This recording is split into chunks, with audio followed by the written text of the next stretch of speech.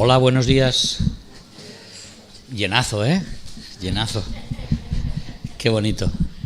Qué bonito poder compartir lo que Dios ha hecho por nosotros, lo que sigue haciendo, y poder hacerlo en comunidad, entre hermanos.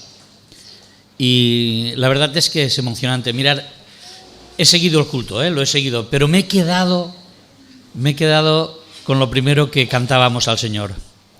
Cuando le decíamos que habíamos venido a adorarle y que estábamos ante su trono y ante su majestad. Todo lo demás que hemos ido diciendo nos condicionaba. O sea, esta realidad condicionaba todo lo demás. Hemos podido decir que la amamos, hemos podido decir que confiábamos en Él, porque estábamos en su misma presencia. Así que seguimos ante su trono y ante su majestad, y ahora vamos a compartir una parte de su palabra que por su bondad, por su misericordia, Él ha querido que nos llegue para nuestro propio beneficio, ¿no? Para nuestro propio crecimiento espiritual. Y es un privilegio poder compartir esta mañana con vosotros pues también este tiempo de reflexión.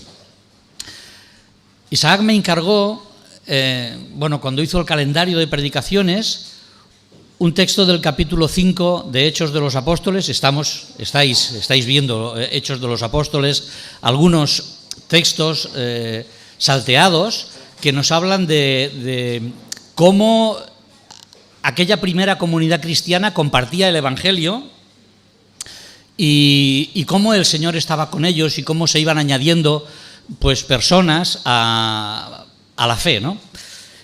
Y el texto que Isaac me ha propuesto para esta mañana es un texto que nos habla de un hecho conocido, de un hecho que lleva a los apóstoles, los lleva a una situación límite en su vida y en su testimonio, pero que me gustaría colocar en situación para poder entenderlo correctamente.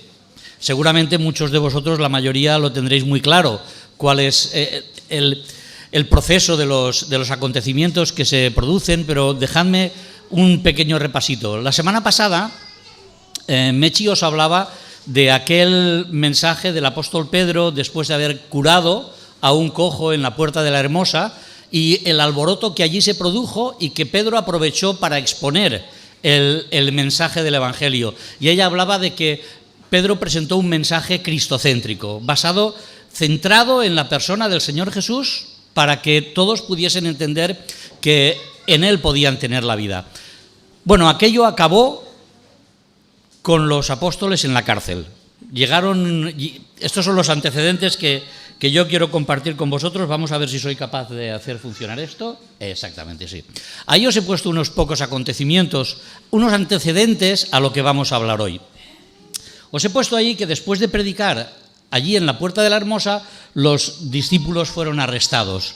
Fueron arrestados por predicar la resurrección, por predicar de Cristo. Poco después, en aquella detención, en aquel arresto, fueron acusados y les dijeron que no debían hablar de aquello, que era un tema que no se debía exponer más al pueblo. Y ahí aparece el primer gran mensaje de este impasse que tenemos entre lo que veíamos la semana pasada y lo que veremos hoy. Es que Pedro y Juan dicen a aquellas personas que les están acusando y que les están prohibiendo hacer lo que hacen, les dicen, bueno, juzgad vosotros si es justo obedeceros a vosotros antes que a Dios. No hemos de olvidar que Pedro y Juan, en este caso, están delante de los líderes espirituales del pueblo. Y, por lo tanto, la pregunta tiene lógica. Si vosotros sois los líderes espirituales del pueblo, debéis entender que no podemos obedeceros a vosotros y desobedecer a Dios. Bueno, el tema continúa, los interrogan, los amenazan, y cuando salen de aquel interrogatorio, los discípulos se reúnen con la iglesia y lo que hacen es explicarles qué es lo que ha pasado. Y lo que hace la iglesia es ponerse a orar. Fijaros que la iglesia se pone a orar, es espectacular, ese texto del capítulo 4, versículos 23 al 30 es espectacular, porque cuando la iglesia recibe la información de las amenazas que los discípulos han recibido, no piden a Dios que elimine las amenazas, no piden a Dios que les libre de aquello. Le dicen al Señor: Señor, por favor, danos fuerza, danos valentía para poder seguir anunciando tu palabra en las circunstancias que sean. Y eso es lo que hace la Iglesia. La Iglesia sigue yendo al templo, anunciando la palabra de Dios y explicando la vida de Jesús, las enseñanzas de Jesús, y lo hacen, pues como veis, ahí con predicaciones y señales. Esto no podía acabar de ninguna otra manera que con un nuevo arresto. Vuelven las autoridades a coger a los discípulos, los meten de nuevo en la cárcel. Dice el texto, ya en el capítulo 5, dice que como ya era tarde, como ya era la hora avanzada, los dejan en la cárcel hasta el día siguiente. Y el día siguiente, cuando pretendían juzgarles, van a buscarles a la cárcel y bueno, ya sabéis lo que pasa, ¿no? No los encuentran allí no están. Resulta que por la noche, dice el texto, que un ángel del Señor abre la puerta de la cárcel y les dice: venga, va, ahora es el momento de huir, que no os va a ver nadie. Bueno, el ángel exactamente no les dice esto. El ángel los saca de la cárcel y les dice: ¿sabes? Id de nuevo al templo y seguid anunciando el Evangelio. Y ahí tenemos a los discípulos de nuevo, recién salidos de la cárcel, 9 de la mañana, en el templo explicando la palabra de Dios. Es muy interesante porque ese ángel que les hace salir, cuando sale, deja las puertas cerradas y deja a los guardias en su sitio.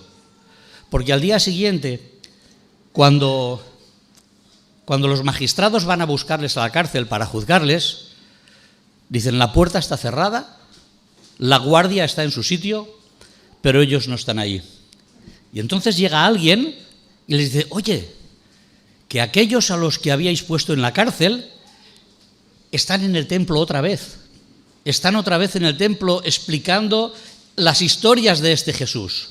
Así que esta vez, dice el texto, que con mucho cuidado, porque el pueblo estaba a favor de ellos, entonces con mucho cuidado, con mucha educación, los cogen y se los llevan de nuevo ante el concilio para volver a juzgarles. Y en ese momento les vuelven a amenazar y les vuelven a decir: ¿por qué estáis haciendo esto? Os dijimos que no predicaseis de Jesús.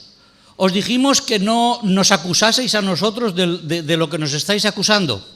Y fijaros que Pedro, que tenía un discurso poderoso, pero a veces repetitivo, les dice, ahora ya no les dice que juzguen si es justo obedecerles a ellos antes que a Dios. Ahora afirma rotundamente: es necesario obedecer a Dios antes que a los hombres. Y si somos acusados de haber desobedecido vuestra orden, y si somos acusados de decir que vosotros matasteis al Hijo de Dios, el veredicto es culpable de ambos cargos.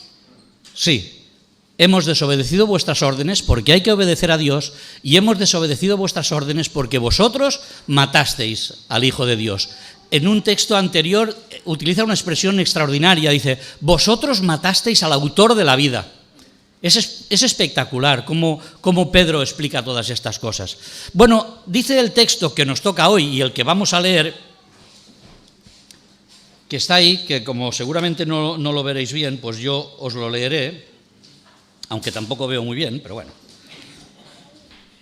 Dice el texto, si lo queréis seguir, ahora estamos en Hechos de los Apóstoles, capítulo 5, versículos 33 al 42. Tengo que decir una cosa, Isaac me dijo desde el 34, pero yo he puesto 33 también, porque me parece interesante poner el 33 para entender lo que pasa después. Fijaros, dice, ellos, bueno, a lo mejor me oye, ellos, se está refiriendo a los líderes del pueblo, a los que les estaban acusando, oyendo esto, es decir, oyendo lo que Pedro les estaba diciendo, que sí, que es verdad, que predicaban a Jesús y que lo seguirían haciendo y que ellos eran culpables de haberle matado, dice, ellos oyendo esto se enfurecían y querían matarlos. Entonces, levantándose en el concilio un fariseo llamado Gamaliel, doctor de la ley, venerado de todo el pueblo, mandó que sacasen fuera por un momento a los apóstoles. Y luego dijo, varones israelitas, mirad por vosotros lo que vais a hacer respecto a estos hombres. Porque antes de estos días se levantó Teudas, diciendo que era alguien. A este se unió un número como de 400 hombres. Pero él fue muerto y todos los que le obedecían fueron dispersados y reducidos a nada. Después de este se levantó Judas el Galileo en los días del censo y llevó en pos de sí a mucho pueblo. Pereció también él y todos los que le obedecían fueron dispersados. Y ahora os digo, apartaos de estos hombres y dejadlos, porque si este consejo o esta obra es de los hombres, se desvanecerá. Mas si es de Dios, no la podréis destruir. No seáis tal vez hallados luchando contra Dios. Y convinieron con él, y llamando a los apóstoles, después de azotarlos, les intimaron que no hablasen en el nombre de Jesús, y los pusieron en libertad.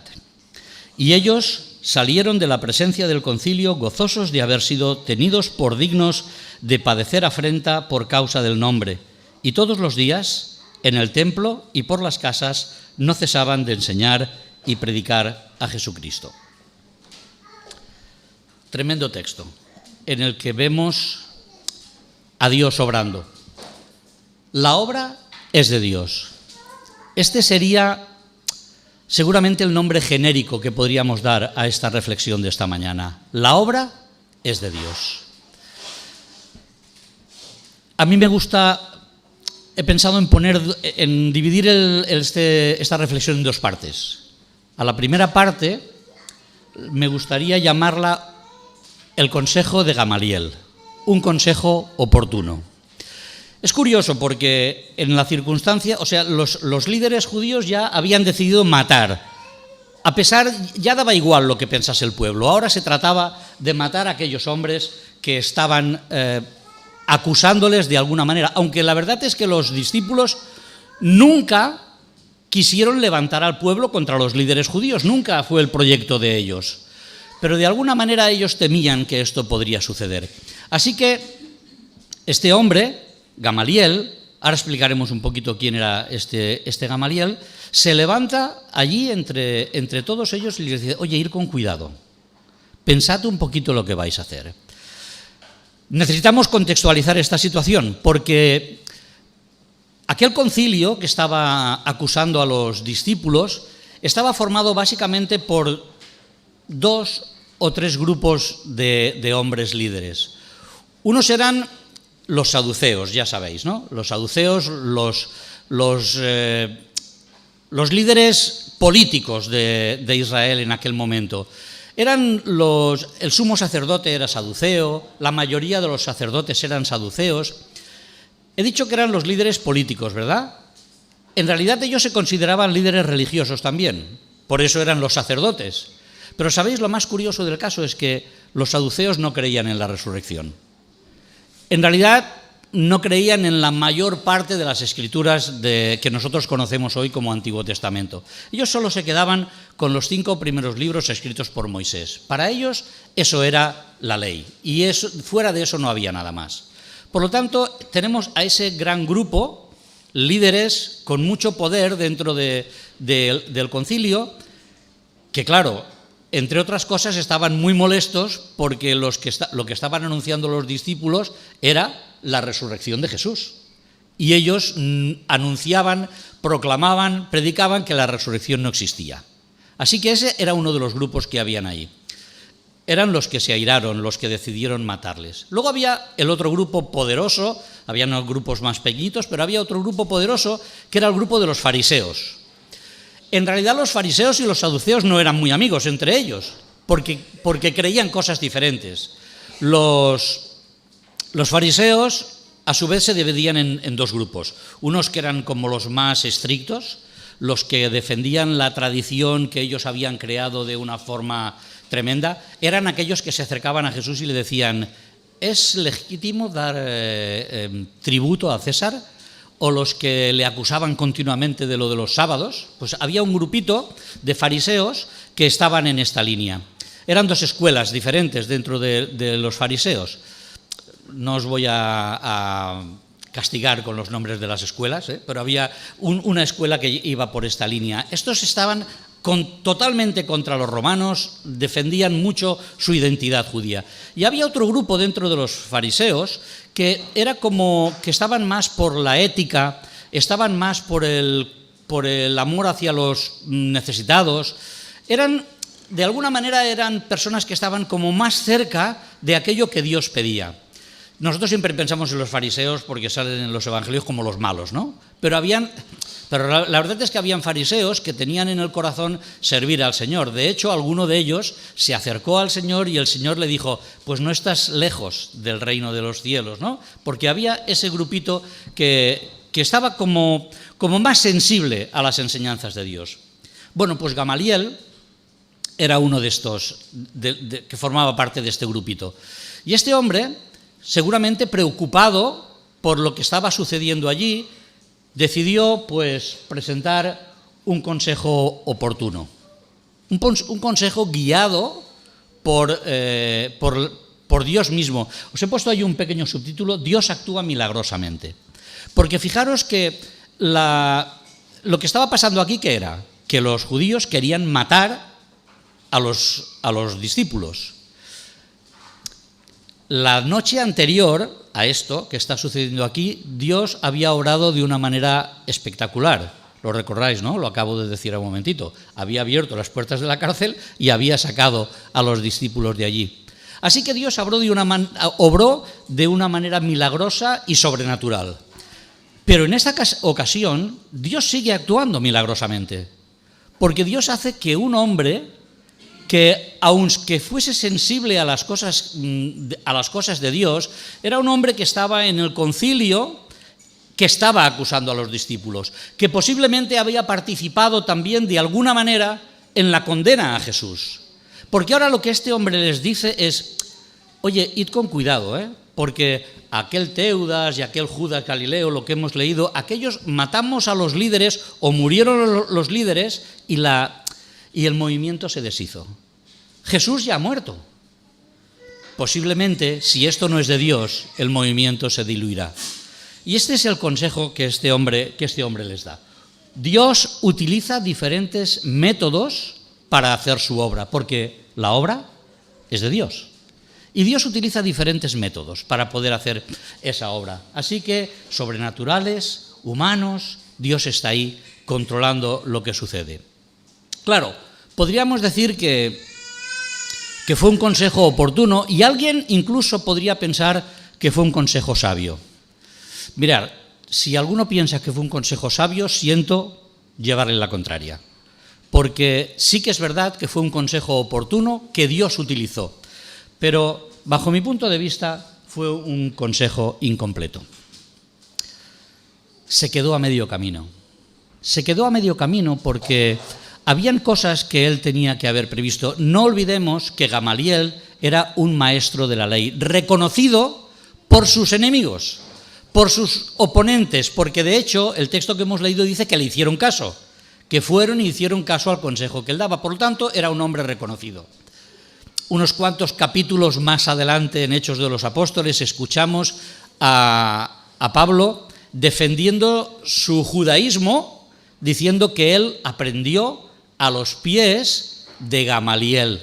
No sé si recordáis el texto, ¿no? Yo soy judío, instruido a los pies de Gamaliel, de este hombre que tenía esta áurea delante de sus otros maestros rabinos de la época, pues de una manera especial. Pero su consejo no estuvo a la altura de un verdadero maestro, porque seguramente su consejo tenía que haber ido un poquito más allá. En realidad, hemos de saber que no basta dejar pasar el tiempo para que las cosas se solucionen. No es suficiente. Y menos en cuestiones que tienen que ver con el plan de Dios. Claro, bueno, no os preocupéis, dejarlos estar. Si es de Dios, seguirá, y si no es de Dios, desaparecerá. Yo os pregunto, ¿conocéis algún movimiento religioso que no está en la línea de lo que Dios quiere y que sigue existiendo a través de los tiempos? Sí, la respuesta es sí. Dejar pasar el tiempo no es suficiente para que se manifieste si el movimiento es voluntad de Dios o no es voluntad de Dios. Cuando nos encontramos delante de cualquiera de estas situaciones, el consejo que hay que seguir no es el de Gamaliel, sino el de Jesús. ¿Y sabéis lo que dijo Jesús?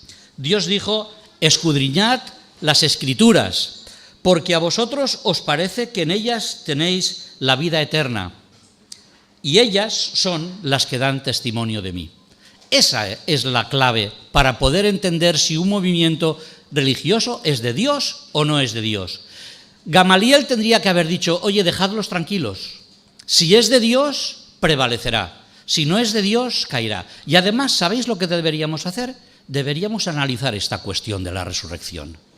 Deberíamos analizar si realmente esto que ellos predican de que Jesús resucitó es cierto o no es cierto, porque la verdad es que la tumba está vacía.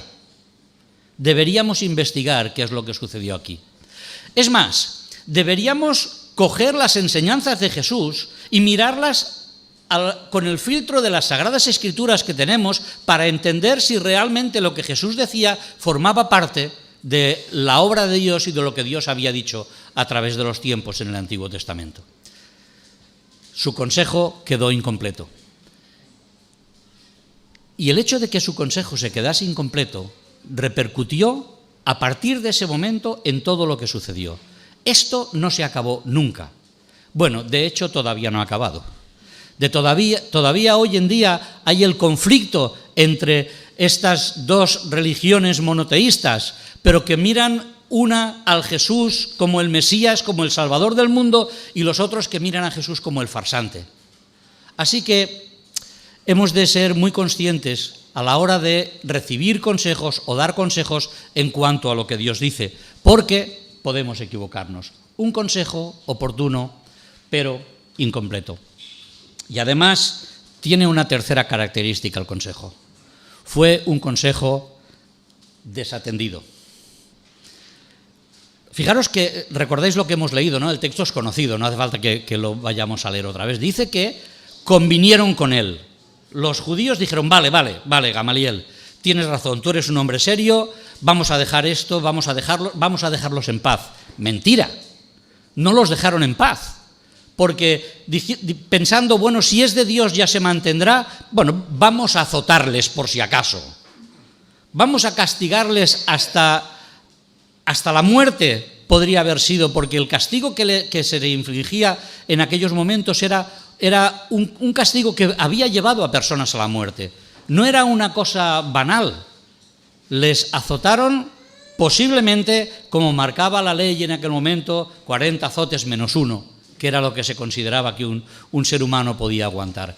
Así que fue un consejo desatendido, porque no les dejaron tranquilos, no dejaron que eso siguiese. Bueno, si es de Dios, seguirá, pero azotados. Así que realmente fue un consejo desatendido. Pero dejadme decir que de los judíos del concilio a lo mejor podíamos pensar que no podíamos esperar otra cosa, ¿no? Habían matado a Jesús por envidia hacía poco tiempo y ahora no soportaban que sus discípulos siguiesen hablando de Jesús. Me preocupa más que el propio Gamaliel no aceptó su propio consejo. Él no atendió su propio consejo. No tenemos ninguna referencia en todo el Nuevo Testamento que nos hable de que este hombre llegó a aceptar el mensaje de Jesús y llegó a unirse a la comunidad cristiana que se levantaba. Es más, seguramente no lo hizo, porque cuando Pablo habla de Gamaliel como su maestro, lo hace para defender su posición judía, para defender delante de los judíos que le atacaban de que él había sido instruido por un gran maestro judío. Por lo tanto, el propio Gamaliel desatendió su consejo, porque el cristianismo fue creciendo, el mensaje de Jesús fue entrando en los corazones, fue llegando a las personas, pero él seguramente se mantuvo en aquella posición que no era la que debía haber adoptado. Si la obra es de Dios, es necesario obedecerla. Eso es lo que había dicho él. Y los apóstoles lo habían dicho en esos versículos que os he puesto ahí, son los textos en los que hablábamos de que ellos anunciaron que es necesario obedecer a Dios antes que a los hombres. Así que esta primera parte que quería compartir con vosotros tiene que ver con ese consejo, con un consejo oportuno, porque Dios quiso que estuviese ahí para librar a sus siervos de la muerte, incompleto y desatendido. Pero mirar, me quiero detener de verdad, no tanto en este consejo, sino en la reacción de los discípulos, en la reacción de los apóstoles. Porque la segunda parte del título que Isaac me proponía, la primera parte era esa, era la obra es de Dios, y la segunda parte que él me proponía es ellos proclaman el Evangelio. Y quiero detenerme en este punto, quiero detenerme en la reacción de los discípulos. El último versículo que hemos leído, bueno, los últimos versículos, no sé si tapo a alguien, pero bueno, los últimos versículos decían, y ellos salieron de la presencia del concilio gozosos de haber sido tenidos por dignos de padecer afrenta por causa del nombre. Esa es la primera parte que me gustaría reflexionar. Salieron gozosos. Ya lo he puesto ahí, ¿no? La primera característica de lo que sucedió con estas personas que acababan de ser azotados, que seguramente necesitaban un tiempo para recuperar su cuerpo físico de lo que les había sucedido, que posiblemente decían, ya está bien, no salimos de la cárcel, estamos entrando y saliendo continuamente y nuestra misión es otra. Nuestra misión es comunicar el Evangelio, comunicar la palabra de Dios, pues ellos salieron gozosos de haber sido tenidos por dignos de sufrir por el Señor. El gozo, en realidad es difícil de definirlo, y yo creo que los que somos cristianos de tiempo, no es fácil explicar el gozo. Por lo tanto, para los más jovencitos o para los menos cercanos a las Escrituras, a lo mejor es difícil de entender, porque el gozo no tiene nada que ver con la alegría, no tiene nada que ver con estar contento, no tiene que ver con que las cosas te vayan bien. En realidad, el gozo es una satisfacción que hay en el corazón, que aparece en el corazón de las personas al saber que Dios está en nuestra vida, al saber que Dios forma parte de nosotros, al saber que Él ha decidido hacer morada en nuestro corazón. Y ese sentimiento es un sentimiento que nos convierte en personas que tenemos el tesoro más preciado. Y sea lo que sea las circunstancias que nos rodean, en realidad hay gozo en nuestra vida. Pero el gozo es algo que el Señor nos dijo que debíamos tener. Es algo que el Señor quiso que entendiésemos que era necesario. Fijaros, Él dijo en cierta ocasión, estas cosas os he hablado, las cosas que Él les explicó en el aposento alto, cuando ya se despedía de ellos, que les explicó que vendría el Espíritu Santo, que les explicó que iba a casa del Padre a preparar un lugar para ellos, que les enseñó cómo se debían lavar los pies los unos a los otros, dice, estas cosas os he hablado para que mi gozo esté en vosotros, para que la satisfacción de saber que yo estoy viviendo con vosotros, que formo parte de vuestra vida, que eso os llene de gozo. Y acaba diciendo, y que vuestro gozo sea cumplido. Y ahí tenemos a los discípulos, a los apóstoles, saliendo maltrechos, doloridos, seguramente ensangrentados, de aquel encuentro con el tribunal del concilio, y que salen gozosos. Quizás recordaban las palabras de Jesús en aquel monte, cuando reunió a la multitud y le dijo, bienaventurados, felices sois cuando por mi causa seáis perseguidos. Les dijo, bienaventurados sois cuando os persigan y digan toda clase de mal contra vosotros mintiendo. Y añadió Jesús, gozaos y alegraos, porque vuestro galardón es grande en los cielos, porque así persiguieron a los profetas que fueron antes de vosotros. Llenaos de gozo, porque habéis entrado a formar parte del club de los que sufren por Dios, de los que tienen el privilegio de ser incomprendidos por la sociedad. Quizá me debería dirigir a los jóvenes concretamente. A lo mejor en vuestra vida joven tenéis más dificultades para entender que vuestra fe puede tener encontronazos con la gente que os rodea. Disfrutad. Gozaos de saber que formáis parte de los que tenéis al Señor en vuestro corazón, el tesoro que os hace especiales delante de Dios, y que esto significa que podéis gozaros en cualquier situación. ¿Para eso qué necesitamos? Bueno, hay una condición. Para que el gozo forme parte de nuestra vida hay una condición importante, y es entender que el gozo va totalmente unido a la seguridad de nuestra salvación y a nuestra relación con Dios. Y fijaros si es importante que lo primero que dijeron los ángeles cuando Jesús vino al mundo es: os traemos nuevas de gran gozo.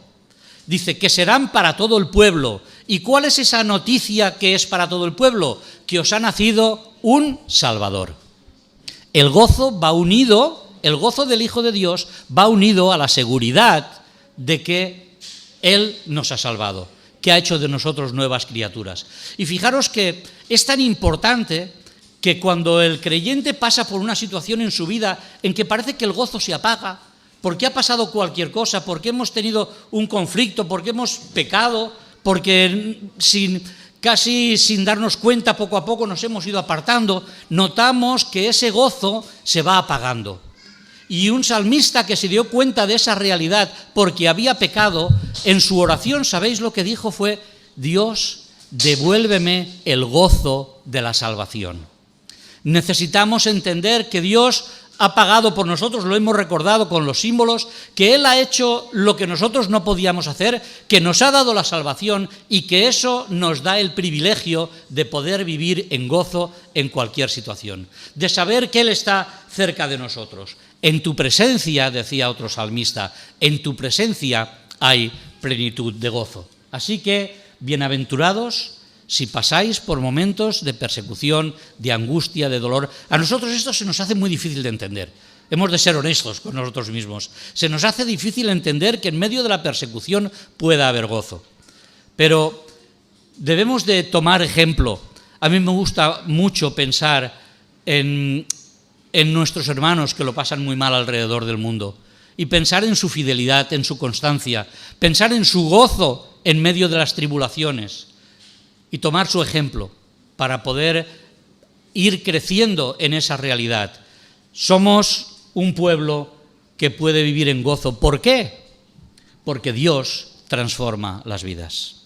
Porque estos hombres que salieron gozosos de haber sido tenidos por dignos de sufrir por Jesús, unas semanas antes, unos meses antes, no sé cuánto tiempo, no mucho tiempo atrás, estaban escondidos en un aposento por miedo a los judíos. Y ahora eran capaces de salir y decir: es necesario obedecer a Dios antes que a los hombres. Y si eso significa que tenemos que sufrir por Él, ponemos nuestra espalda para poder sufrir y hacerlo con gozo. La segunda cuestión que leemos ahí: haber sido tomados por dignos de padecer afrenta a causa del nombre. Y aquí lo que ellos ya habían anunciado constantemente. Y todos los días, en el templo y por las casas, no cesaban de enseñar. He puesto constancia, eso lo he cambiado esta mañana, porque había puesto insistencia, pero me daba la sensación que insistencia tenía una connotación mala, ¿no? Pero lo cierto es que ellos fueron insistentes, ellos fueron constantes, ellos entendieron lo que estaban diciendo y lo que estaban afirmando: es necesario obedecer a Dios antes que a vosotros. Y esa constancia, esa insistencia, también es algo que Dios cambia y transforma en el corazón de los que hemos creído en Él. Forma parte de ese cambio que Dios hace en nuestro corazón y que permite que la apatía se transforme en obediencia, que lo que nos deja en casa se convierta en obediencia a Dios para hacer aquello que Él nos ha mandado.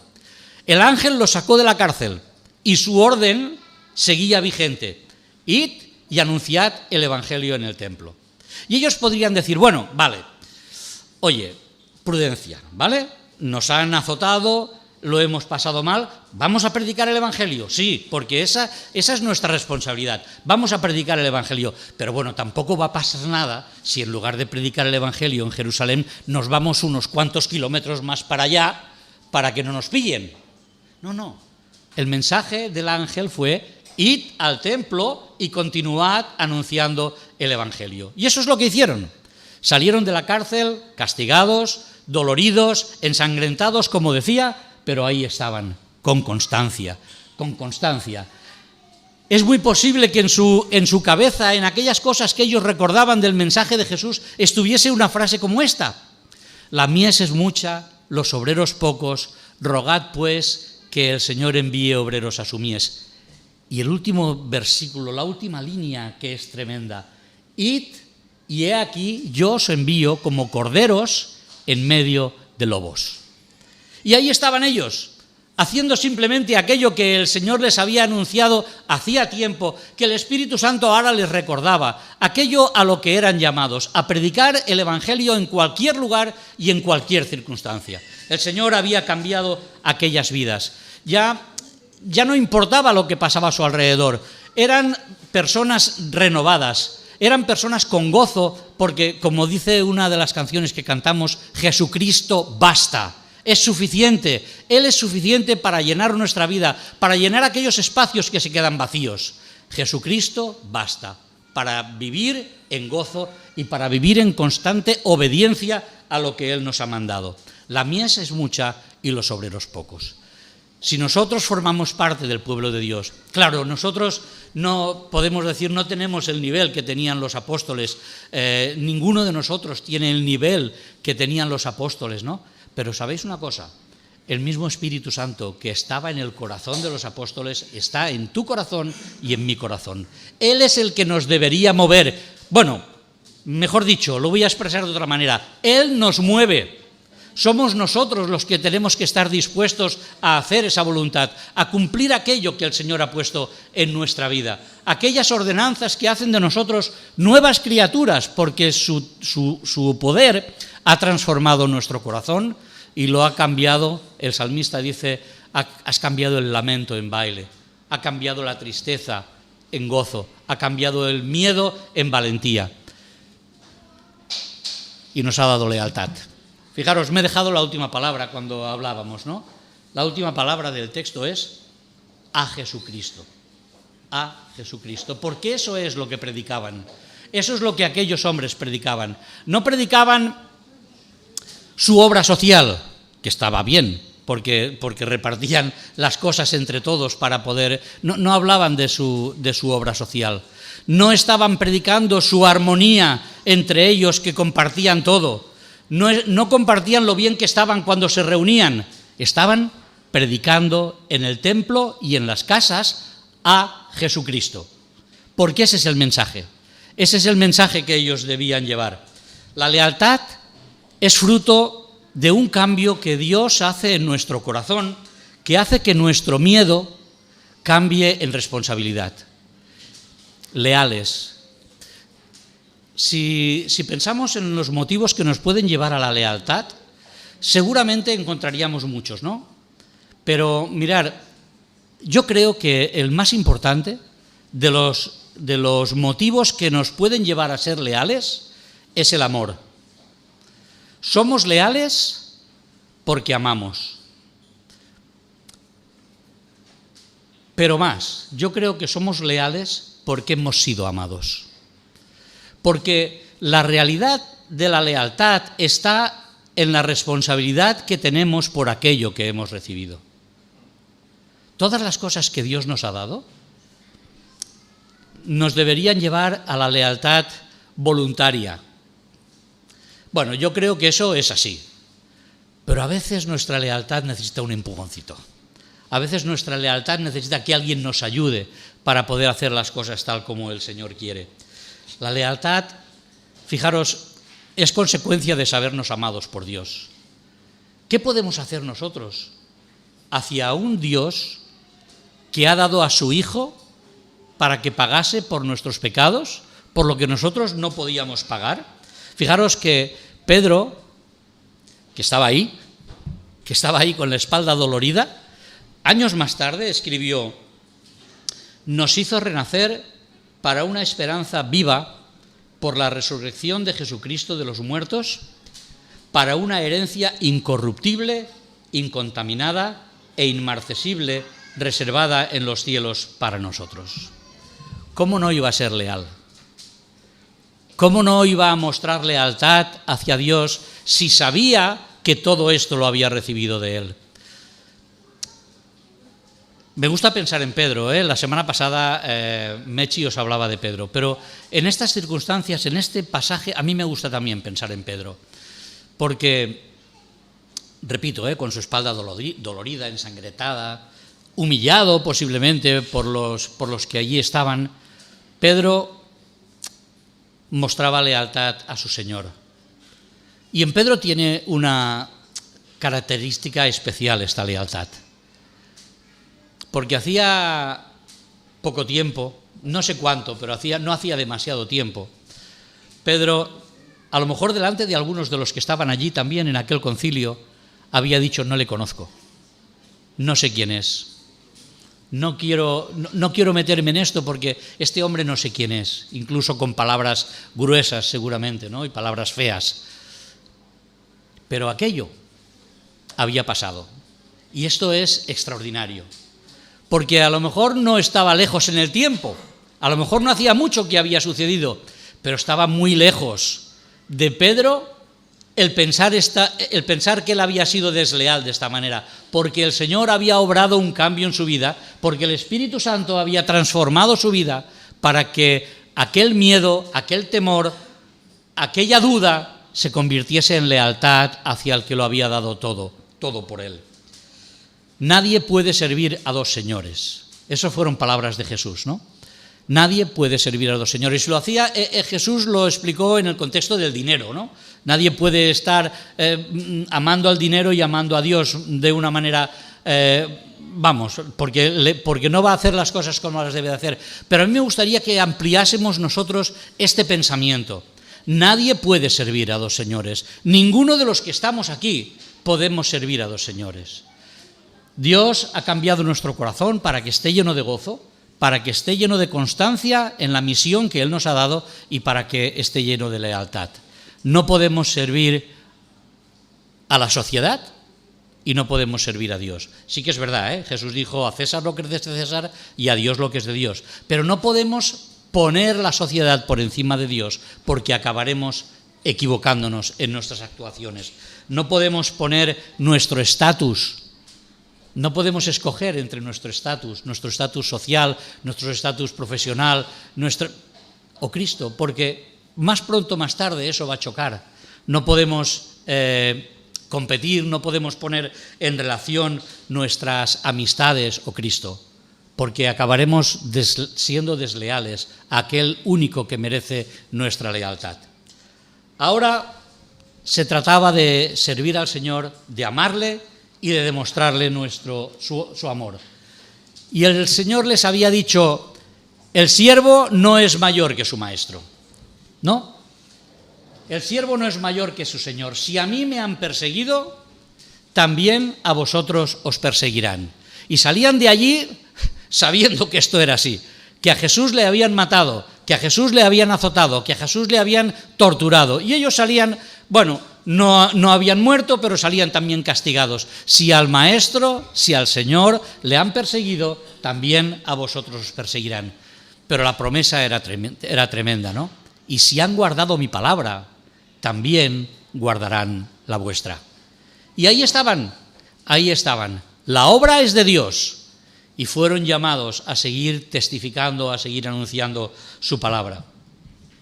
Poco más que compartir con vosotros esta mañana. Cada uno de nosotros puede abundar, leer, sumergirse un poquito más en este texto para encontrar aquellas cosas que el Señor nos dice.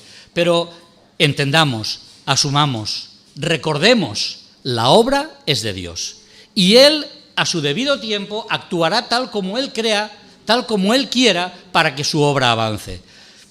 Había un teólogo, que no recuerdo su nombre, que decía que Dios hace su obra con nosotros o a pesar de nosotros. Así que Dios va a actuar, y Dios va a actuar según su voluntad, como hizo en estos momentos, demostrando a los enemigos de la obra que la obra era de Él, y que si había que sacar a los apóstoles de la cárcel sobrenaturalmente, lo hacía, y se tenía que utilizar a personas para que interviniesen a su favor, lo haría. Dios es soberano y actúa según su voluntad para que su obra siga adelante. Y nosotros, al final, somos herramientas en las manos de Dios. Somos sus portavoces, somos sus testigos, y bajo nuestra responsabilidad está el hacer esto con dignidad o hacerlo a regañadientes. Ojalá el Señor nos ayude a entender que el cambio que Él produce en nuestra vida nos puede llenar de gozo, nos puede llenar de constancia y nos puede llenar de lealtad hacia aquel que lo es todo y que lo ha hecho todo por nosotros. Que Él nos bendiga.